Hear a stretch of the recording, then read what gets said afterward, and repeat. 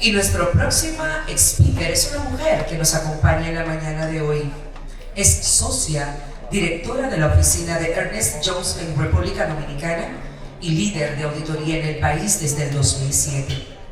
Es licenciada en Contabilidad de Auditoría por la Universidad Nacional Pedro Enríquez Ureña y posee una maestría en Contabilidad de Gestión y Finanzas en la Pontificia Universidad Católica Madre y Maestra. En conjunto con la Universidad de Burdeos, cuenta con una amplia experiencia en auditoría para empresa privada, pública y reguladas. Además, ha liderado iniciativas relacionadas con normas internacionales en información financiera y participa activamente en organismos profesionales vinculados a la contabilidad y auditoría en la República Dominicana. Con el tema Impacto de las NIAs en los estados financieros, con nosotros la licenciada Maylen Guerrero.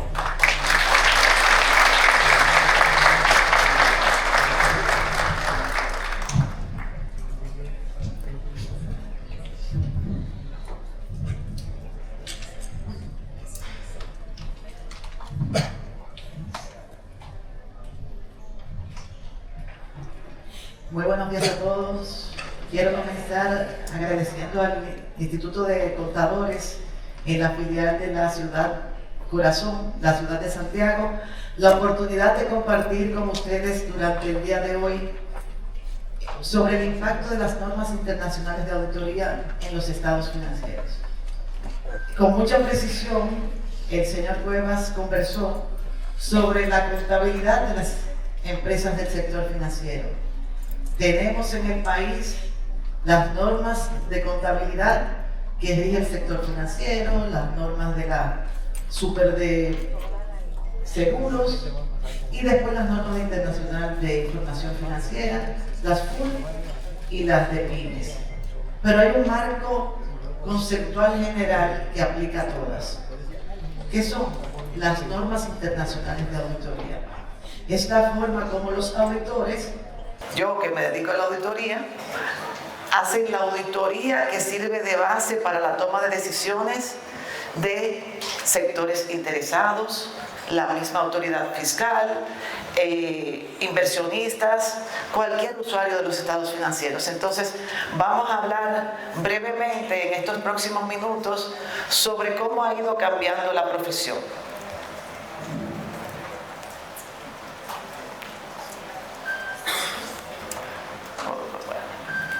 Bueno, tenemos una agenda un tanto corta, podríamos decir, para no pasarnos en el tiempo. ¿Por qué importan las NIAs hoy en el contexto global de la demanda pública? ¿Qué son y qué regulan?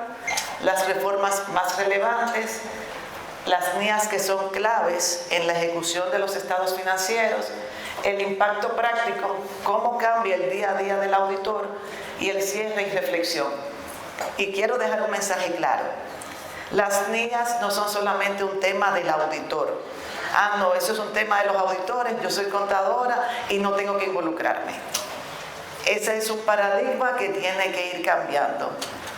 El cliente, en este caso del auditor, el dueño de la información financiera, tiene que entender también las razones por las que el auditor hace las cosas. El auditor tiene un marco de referencia que tiene que cumplir y con el paso del tiempo hace que sea mayor la comunicación del auditor con las gerencias de la compañía, con los órganos tomadores de decisiones.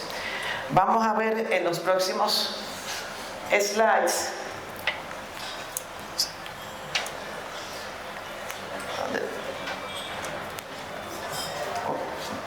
bueno, el 2026 no es para recordarles este número que estamos en este año, no. Es para traer a su atención que con efectividad a partir del 15 de diciembre, que es la fecha a partir de la cual entran en vigencia las normas, cuando se revisen o cuando se emiten, entran en vigor normas revisadas muy importantes. La 240, la 570 y la ISSA 5000. ¿A qué se deben las revisiones de estas normas? Las normas de auditoría, a diferencia de las normas de contabilidad,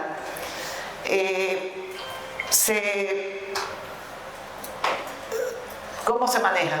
A través de modificaciones a las normas que ya existen. Las normas de auditoría tienen dos conceptos: revisiones cuando son cambios importantes y modificaciones cuando son aspectos menores. En este caso tenemos dos revisiones de normas que comienzan a partir del 2026. ¿Y por qué son estas revisiones de las normas? Las normas de auditoría, señores, surgen como resultado del proceso de seguridad que tiene que transparentar el auditor a la comunidad usuaria de los estados financieros. Las normas de auditoría podríamos considerar que es algo relativamente joven. Vamos a ver un poquito más adelante. No son tan viejas.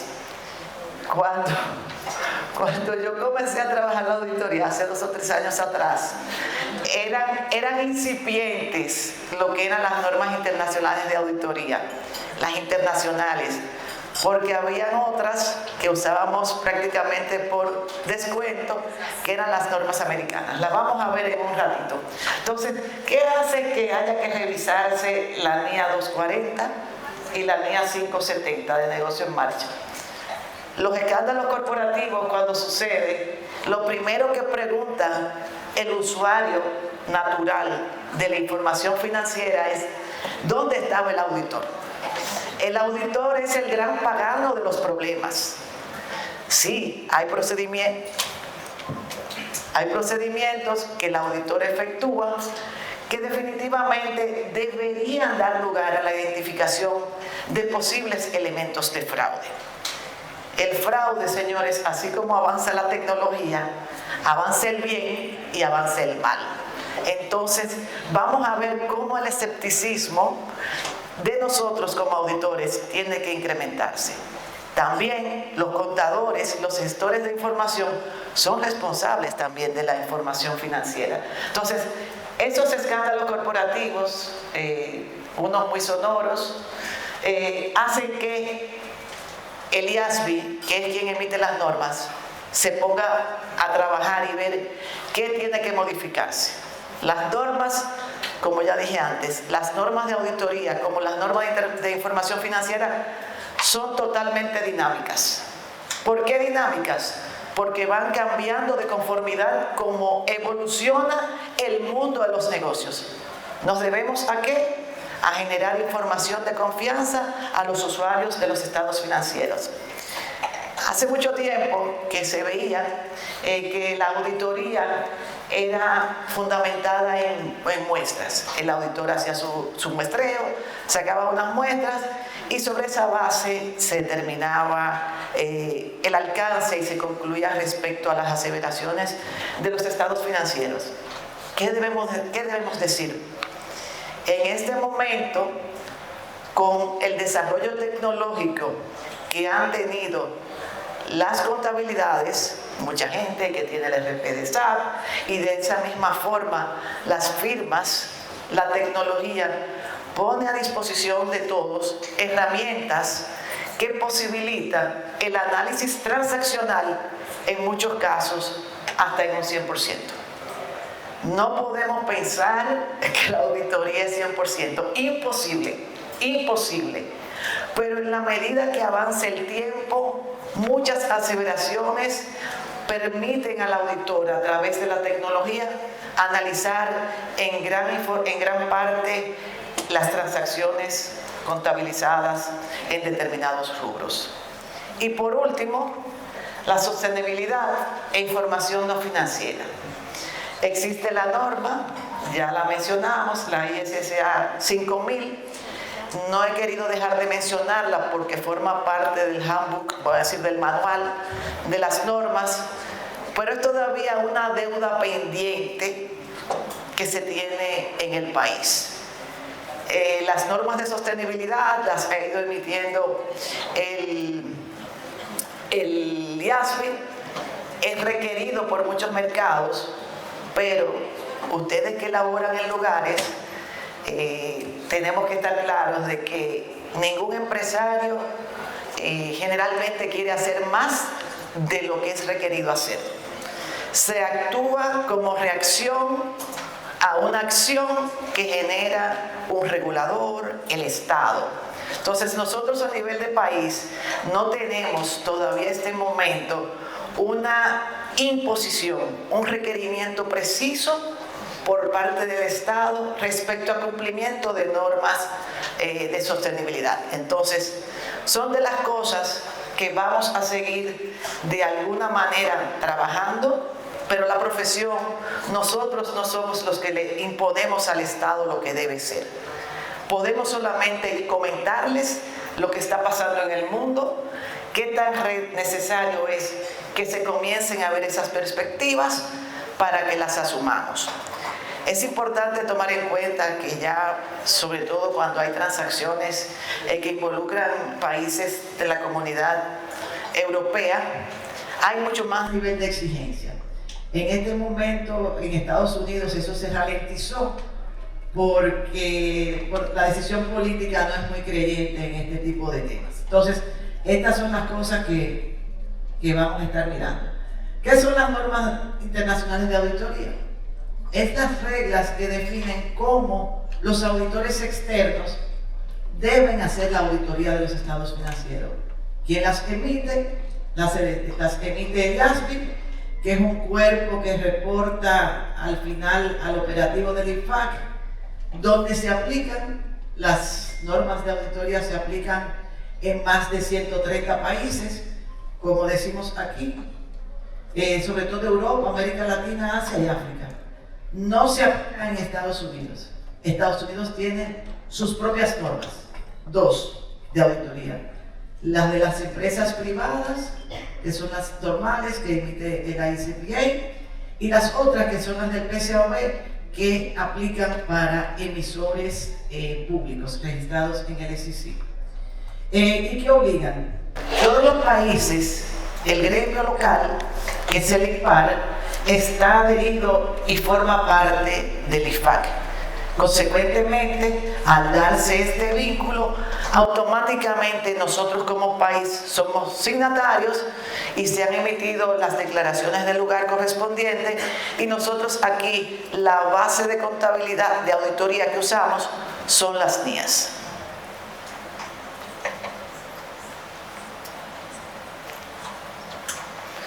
Hablé hace un momentito del manual, en inglés un handbook del IASB.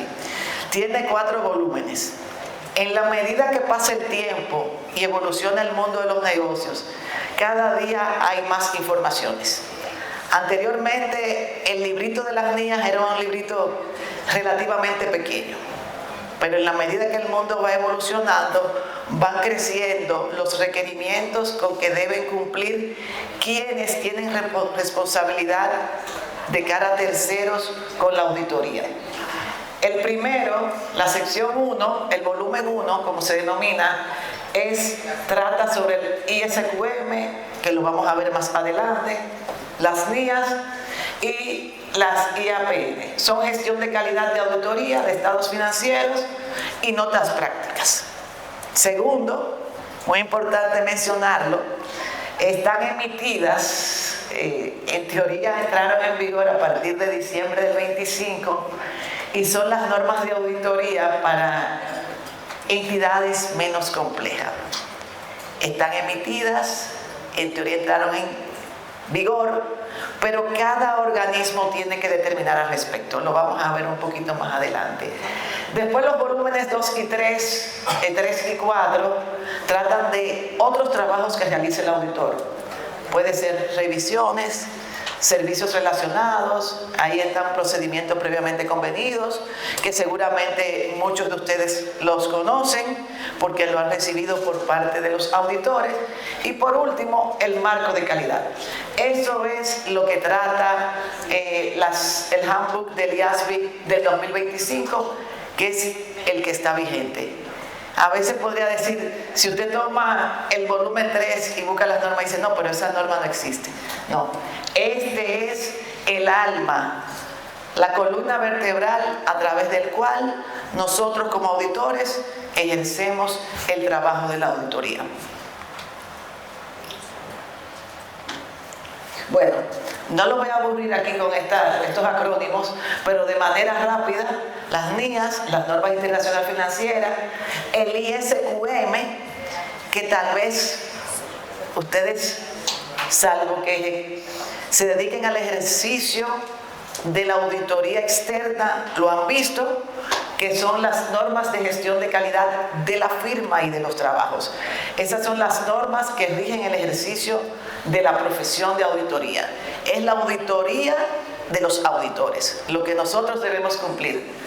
Después, las normas de revisiones de trabajos, las normas internacionales de servicios relacionados, ahí vienen los relativos a procedimientos previamente convenidos, y después las normas de sostenibilidad.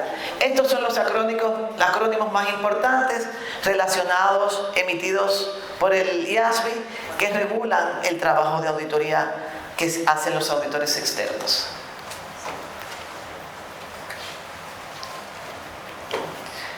Las grandes reformas, como todo en la vida, no podemos tapar el sol con un dedo. Reacción a la acción.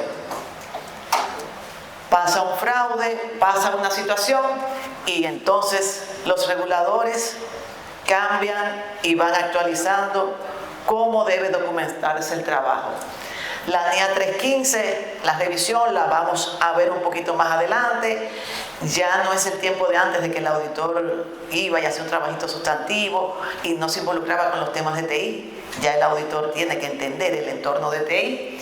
El ISQM 1 y 2, que ya lo vimos, este es el sistema de gestión de calidad de la firma. La NIA 220, revisada.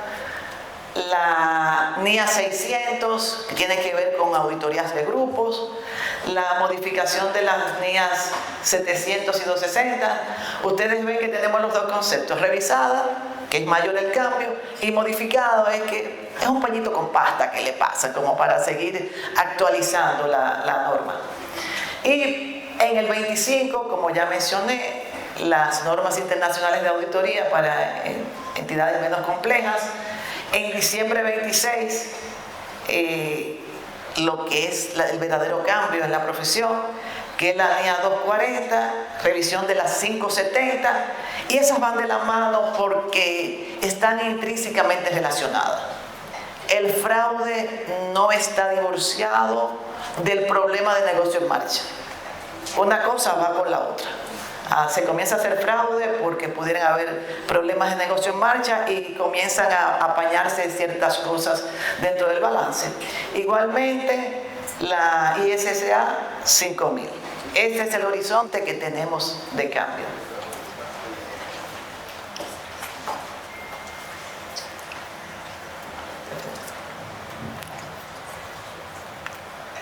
Bueno, hablábamos de ISQM 1 y 2. Y la norma 220 revisada. La norma 220 tiene que ver con el control del trabajo del auditor, la calidad en la gestión del trabajo del auditor. Entonces, ¿cómo ha ido cambiando el sistema? Las firmas tienen que tener un proceso interno de gestión de calidad. El control de calidad, el sistema de gestión de calidad comienza desde la cabeza misma de la firma. Esta es una responsabilidad que tiene que estar adecuadamente documentada. Si usted no tiene un control de calidad interno para cómo usted hace, ejecuta, planifica y acepta a sus clientes, entonces consecuentemente, muy probablemente, lo que se derive como resultado de su trabajo podría también, diciéndolo de una manera muy política, muchas oportunidades de mejoras. Pero las oportunidades de mejoras, lamentablemente en un momento pueden llegar tarde y se nos puede haber pasado el tren y nos explote un problema en las manos. Lo peor que le puede pasar a un auditor, y por qué no también, aparte de las personas responsables de la contabilidad de una empresa, es un problema de fraude. El negocio en marcha. Entonces, a veces los contadores de las empresas no se involucran mucho porque eso es la gerencia. hay que entenderlo todo. Entonces, tenemos la gestión de calidad basada en riesgo. El socio general de la firma tiene que hacer su assessment de que se cumplen con los requerimientos de la norma.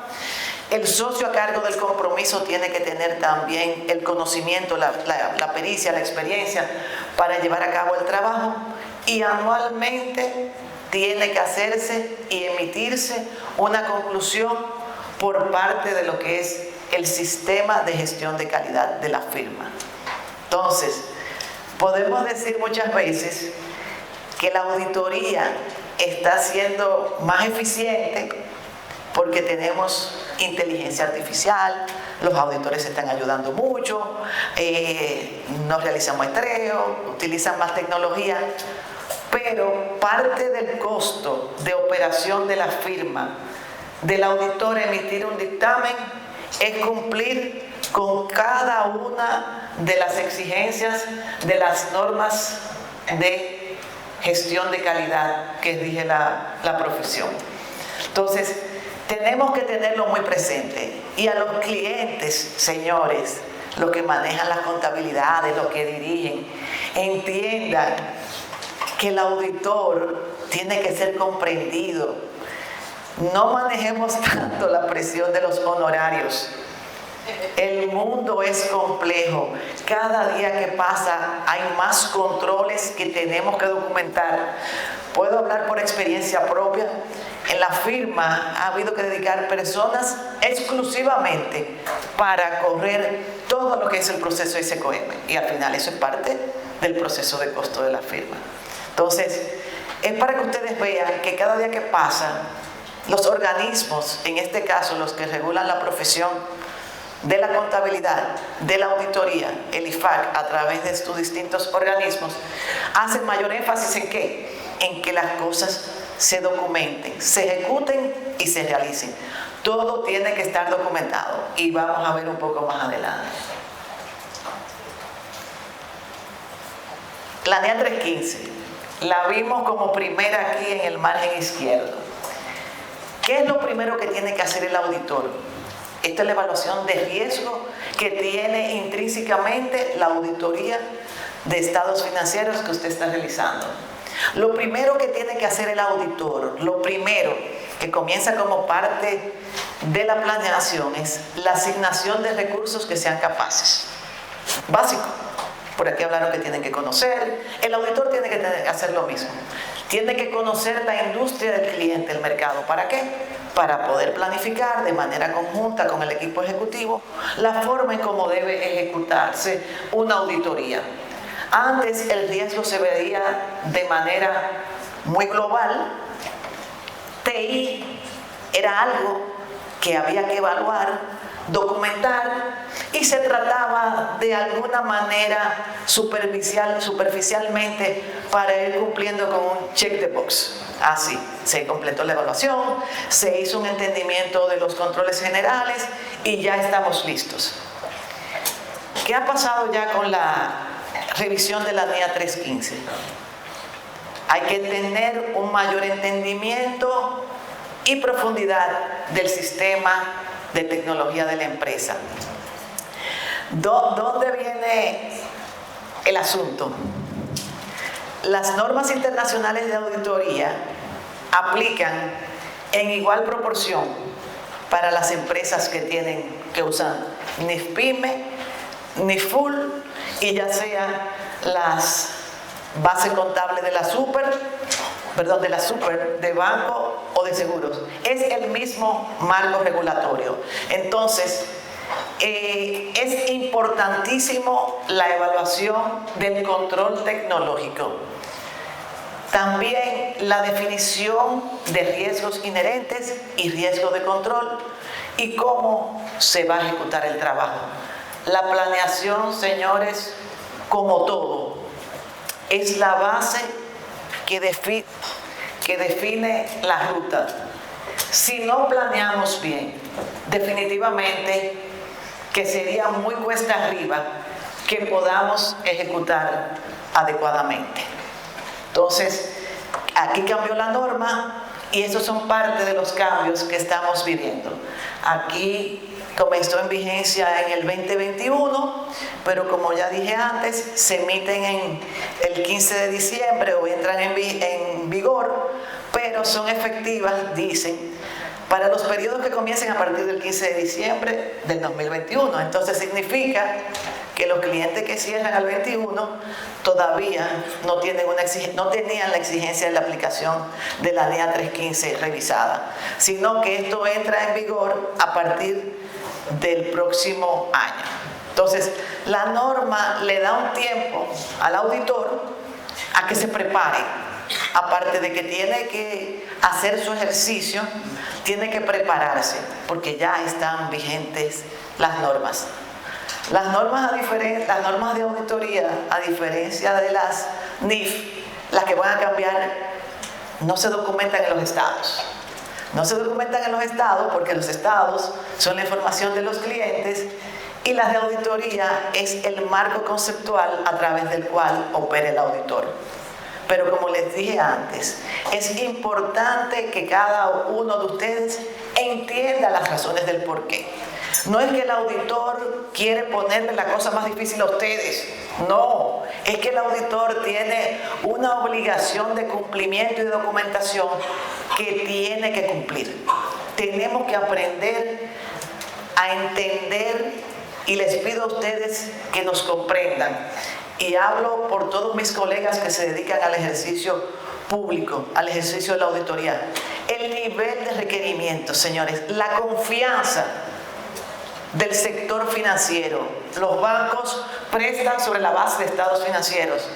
Las decisiones, usted va a vender una empresa, lo que le preguntan a usted es, dame el estado financiero y después tú haces tu data room, pero la foto es el estado. Entonces, esos estados tienen que generarle confianza a las partes interesadas. Seguimos.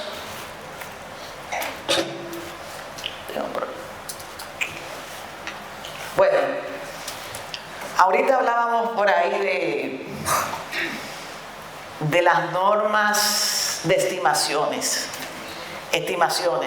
Se mencionó en la parte de la super, la revisión de lo que, como dice el REA, la estimación de provisiones. Eso está bastante bien establecido, lo que deben cumplir las empresas. Entonces, en el sector bancario está muy clara la foto. Las estimaciones es un área por naturaleza de alto riesgo en la auditoría. ¿Por qué? Porque tienen elementos subjetivos.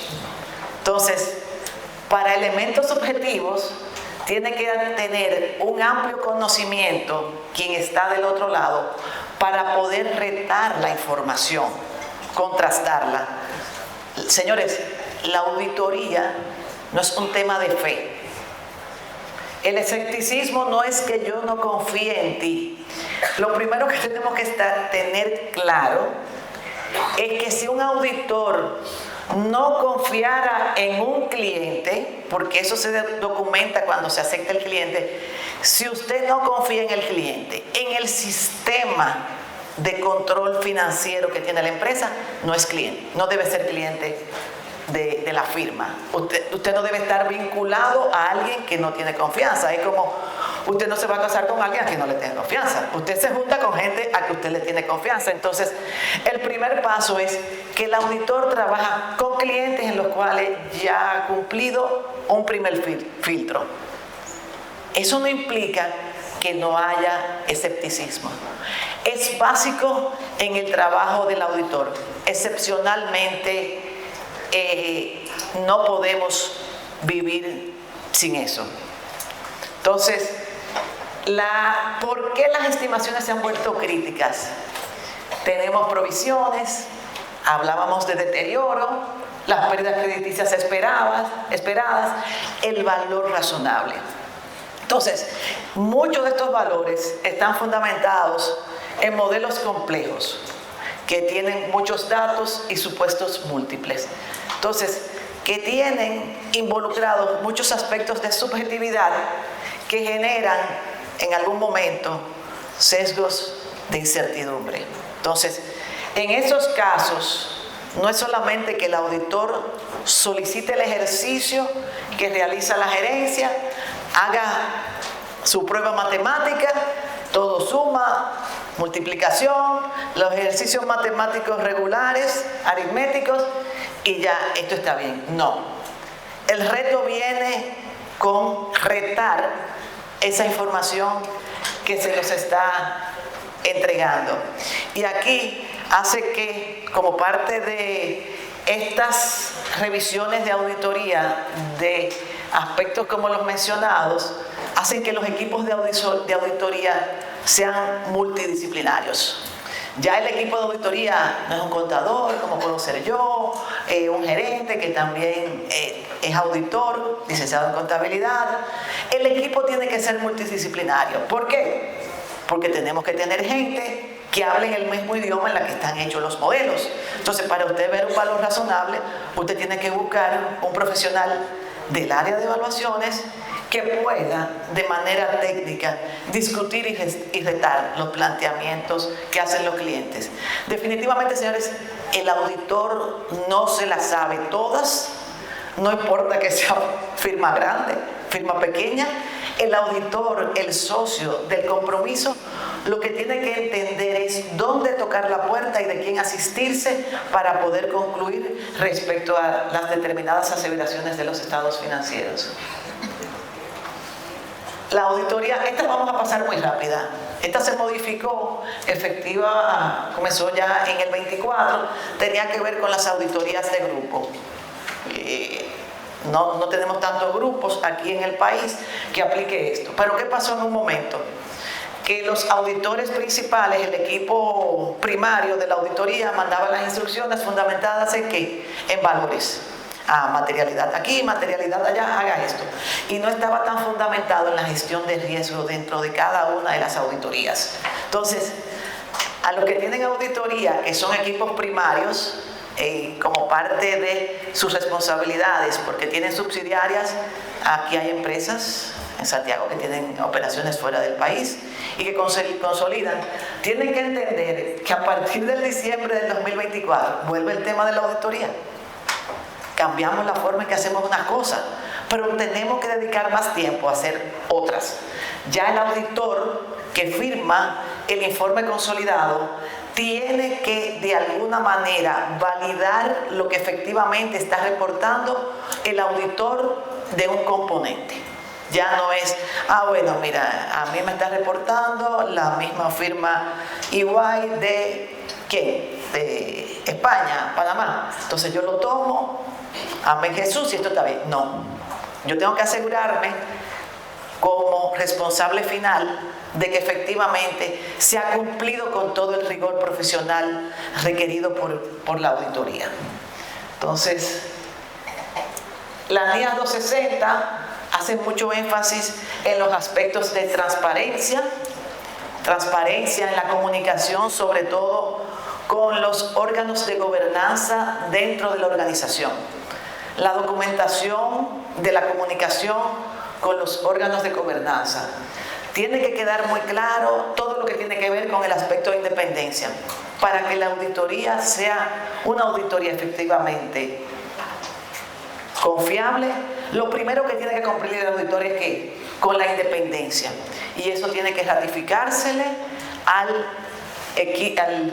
a los responsables de gobierno de dentro de la entidad. Revelarle también, si no hay un comité de auditoría, cuántos son los honorarios de auditoría y honorarios de distintas naturalezas que puede recibir. Y cumpliendo de que no haya ningún sesgo que ponga en riesgo la independencia. Afortunadamente, nosotros en las firmas tenemos establecido un rigor muy fuerte en la aceptación de determinados tipos de compromiso. Entonces, es muy difícil que el auditor le proponga a un cliente, por ganarse un par de pesos más, un trabajito porque hay una oportunidad que pueda poner en riesgo la independencia. Lo primero es que si a un auditor falló en la independencia, ya automáticamente no puede hacer la auditoría. Y lo mismo pasa con las auditorías de grupos. La firma tiene que ser independiente como un todo. Nosotros no podemos estar aquí haciendo un trabajo especial de un cliente local, pero que es cliente global de la firma. Automáticamente ponemos en una falta de independencia a la firma como un todo. Entonces, tenemos que cumplir nosotros con los aspectos de comunicación y gobernanza. La NIA 700-705, cambios enormes. Esos cambios comenzaron ahí por finales de 2015, 2016, con un proyecto de el reporte del auditor. Antes el reporte del auditor no era para nada similar a lo que ustedes ven hoy. Ya yo tuve que buscar cómo era el viejo porque ni me acordaba cómo era, porque nada más nos vamos acordando de lo que es lo reciente. Antes eran prácticamente 3 párrafos. Comenzaba con el alcance, responsabilidad del auditor, responsabilidad de la administración y la conclusión. Y la opinión del auditor estaba al final. Decía, sí, presentan razonablemente. Con el cambio que se hizo, se invirtió. Comenzamos con la opinión, con la conclusión del auditor. Surgió también a partir de ahí la incorporación de los CAMs, que son los asuntos claves de auditoría, que eso aplica solamente para las entidades de interés público. Si usted no es una entidad regulada que ha establecido que haya CAM y es una empresa pública, una empresa privada, no le aplica. Si usted ha emitido deuda en el mercado local, deuda internacional o ha emitido acciones, le aplica a los CAMs. Y se revisaron también las 705 y las 706, ¿con qué? Con relación a párrafos de énfasis, dónde iban, dónde se colocaban. Se sigue trabajando con el concepto de transparencia, la independencia del auditor. Y por último, asociado al cambio que está teniendo las normas, como ya dije antes, las 240 y las 570, la integración del criterio de evaluación de negocio en marcha es más profunda. Ya no es un pañito con pasta de evaluación de que sí, no hay y seguimos. Eso tiene que ser muy bien documentado por parte del auditor. La NIA 240, ya lo dije, surge del fraude, elimina la presunción de autenticidad. Bueno, si me lo da el cliente, le tengo confianza. Bueno, sí, es básico. No. El auditor tiene que validar que el documento sea genuino y ante la duda, es como si usted fuera militar, ante la duda usted saluda. Entonces, ante la duda, usted investiga. Usted no puede tomar nada por fe. Usted tiene que validar la fuente. Es muy importante. Mayor transparencia en el informe. El escepticismo profesional, señores, es algo que tenemos que seguir trabajando. Los auditores, los contadores también, que registran transacciones. ¿Por qué se registra aquí y si no allí? Ah, bueno, según instrucciones. Bueno, si es según instrucciones y usted no está claro, usted tiene que evaluar la conveniencia para su tranquilidad futura de que usted está en el lugar idóneo. Entonces, la NIA 240 se complementa con la 315 y es parte de los cambios, como ya dije, que van a regir la profesión en el corto plazo. La NIA 570, negocio en marcha, ya lo dije antes. El fraude viene cuando ¿qué? Cuando muchas veces hay un problema de que la entidad podría continuar operando. Aclara la NIA 570, porque muchas veces y en foros distintos hemos conversado cuál es el mapa o el camino en el tiempo que cubre la responsabilidad del auditor respecto a la emisión de un estado financiero. Queda muy claro, clarísimo, en la norma 570 revisada, que la responsabilidad conceptual, la responsabilidad teórica de una evaluación robusta, efectiva, objetiva y suficiente para concluir que no hay una problemática de negocio en marcha es de 1 año a partir del momento en que usted firma el dictamen. 1 año. Usted firmó el dictamen hoy, 8 de mayo. Yo tengo que hacer todos los procedimientos de auditoría que permitan que yo tener un entendimiento que me permita concluir que hasta el 8 de mayo, por lo menos, la empresa sigue operando. Y si hay una duda de que pueda hacerlo, usted lo documente. Porque no es que no se pueden auditar negocios en marcha, no. Es que cuando se evalúe, eso quede claramente documentado en los papeles, en el dictamen. Y no le busquemos tanto la vuelta, porque a veces, bueno, lo ponemos en una notita ahí como de subterfugio. La norma es mucho más exigente en cuanto al ejercicio de negocio en marcha, porque no podemos tapar el sol con un dedo. Un negocio en marcha, cuando lo pone el auditor, automáticamente levanta una bandera roja de continuidad. Pero definitivamente un problema de negocio en marcha no significa que el negocio no va a seguir operando. Es que hay tareas que puede estar realizando, planes que están en proceso y que tienen que dársele el adecuado seguimiento. Voy a pasar rápidamente con la norma de sostenibilidad. Yo le dije, esto es nada más para fines informativos, que ustedes sepan que existe y ya está regulado, porque anteriormente se emitían informes de sostenibilidad donde cada firma usaba un marco que era registrado por cada una. Ya no es así. Las NIAs para entidades menos complejas, eso hay que revisarlo. El país que lo adoptó, como ya dije, creo que fue México. Muchos países todavía en Europa están revisando la conveniencia, porque ustedes saben que se puede armar un festín. Entonces nos salimos de las NIAs completas y nos vamos a esta. Todavía eso está en revisión por parte de muchos de los países. Estas son las NIAs que regulan el día a día: documentación, materialidad, respuestas a riesgo, evidencia de auditoría, el informe del auditor y los CAMS, que ya hablamos. ¿Cómo cambia el día a día del auditor? ¿Qué requiere el auditor? Más planeación, anticipación, documentación, el escepticismo que tiene que seguir. Señores, eso no lo hace la inteligencia artificial. La inteligencia artificial no convive con escepticismo. Recuerden que la inteligencia artificial hace trabajo literal. No hace evaluaciones de contexto. Para eso estamos nosotros.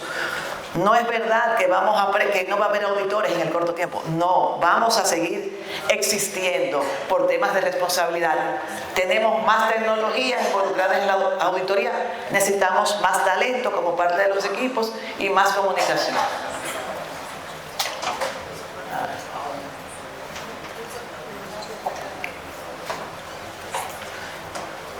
Mi mensaje final. La auditoría está dejando de ser un ejercicio de cumplimiento. Se está convirtiendo en un juicio profesional asistido por datos y respaldado por sistemas de calidad documentados. La pregunta para cada profesional que nos acompaña aquí es: ¿están sus papeles de trabajo preparados para diciembre? Esto es para los auditores, pero también le aplica a los clientes. Los clientes le pueden preguntar y deben preguntarle, requerirle al auditor qué ustedes están haciendo con relación a estas normas, cómo ustedes están preparados. Cuando usted contrata a un profesional es para que le genere confianza en su información. Entonces es importante que cada uno de los que ejercemos estemos totalmente al día en cuanto al ejercicio de la profesión. Entonces, eso ha sido todo. No sé si tienen alguna pregunta, me reitero a su orden. Breve tiempo porque me pasé ahí unos segunditos. Sí, a su orden. Bien. Responsabilidad del auditor. Cuando un auditor ejecuta una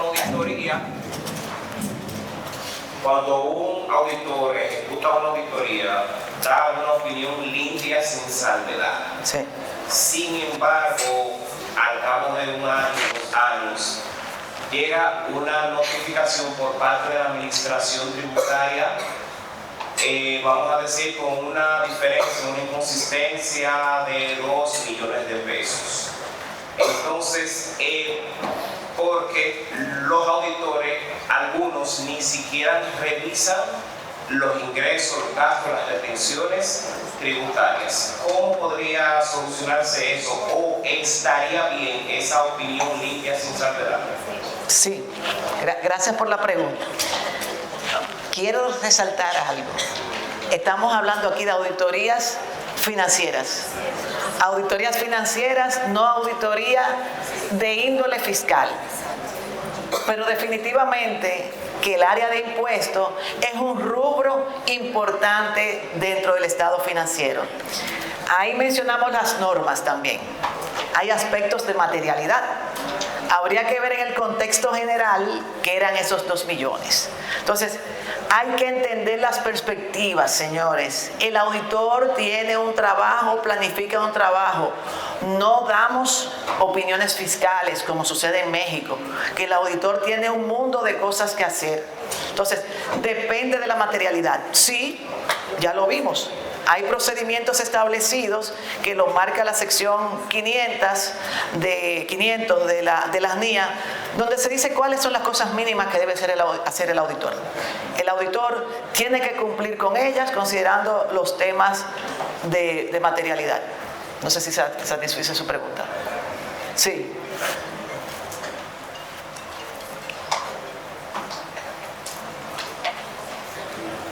Bueno, parece que pensaba que sabía un poquito de esto, pero me están engañando un poquito los ojos. Pero mira, padre, más que una pregunta, yo quiero hacer un comentario, o digamos una observación a todo el público presente.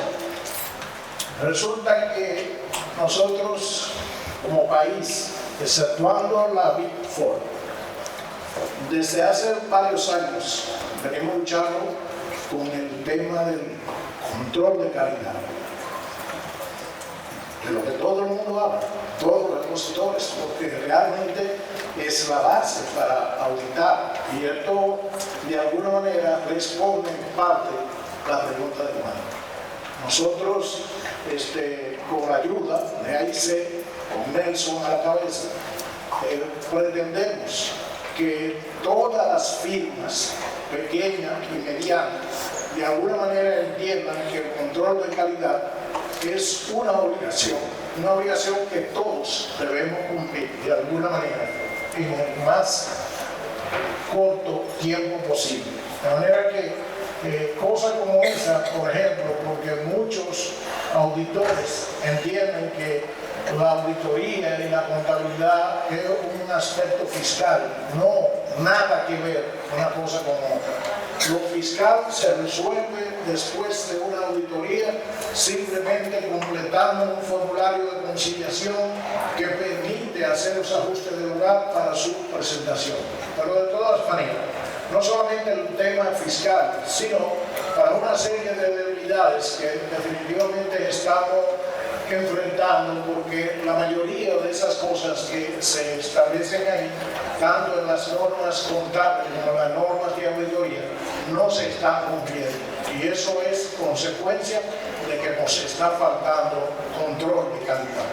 Para eso tenemos ese plan, como digo, contamos con Nelson, que desde el AIC se ha puesto a nuestra disposición, y pretendemos que en los próximos años la mayoría de las firmas de auditores, sobre todo las pequeñas y medianas, de alguna manera lo entiendan y lo apliquen. Porque, vuelvo y reitero, ha sido un tema de añales. Yo recuerdo por allá desde el año 2000 venimos luchando con ese tema y no se ha interpretado, pero tenemos que acogerlo y tenemos que aplicarlo. Así que vaya la invitación para todos los que hacen práctica independiente de contabilidad y auditoría, para que sepamos que ese es un asunto con el que debemos cumplir. Sí, gracias, Virginie. Quiero destacar, Nelson, lo vi por ahí ahorita. Hay que reconocer que Nelson desde hace muchos años es un peregrino del control de calidad, pero es un peregrino que le ha sido difícil llegar a la meta. Yo generalmente a nivel del instituto me limito en hablar de control de calidad, porque ustedes saben que las firmas como de la que yo formo parte y represento, que es una de las Big Four, Ernst & Young, tenemos nuestro propio sistema de control de calidad. Entonces, no me gusta que otro sienta de que nosotros estamos en otro nivel. No, nosotros ejercemos la profesión con el mismo rigor que lo tiene que hacer otro. Y está el cumplimiento de las normas, ISQM, la documentación de papeles de trabajo, aplica para todos. El dictamen tuyo y el mismo y el de nosotros tiene el mismo contenido. Y la responsabilidad, señores, es individual de la firma y del socio. Porque hay una responsabilidad legal en todo lo que hacemos. Señores, la auditoría externa no va a desaparecer. La inteligencia artificial no nos va a sacar de combate. No, que las firmas, que esto. Lo que está cambiando es la que